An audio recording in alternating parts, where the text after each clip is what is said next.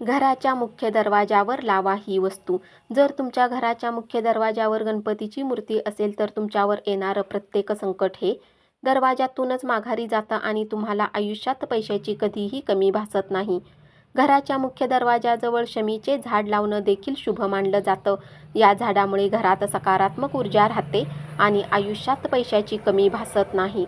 वास्तुशास्त्रानुसार घराच्या मुख्य दरवाजावर तांब्याच्या सूर्याची प्रतिकृती लावणं शुभ मानलं जातं.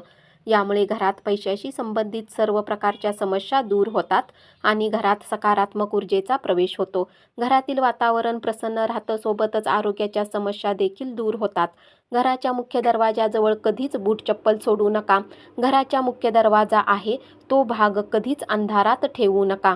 घराच्या दरवाजाजवळ बल्ब लावावा. तसेच घराच्या मुख्य दरवाजाजवळ कधीच कचऱ्याची बादलीही ठेवू नये.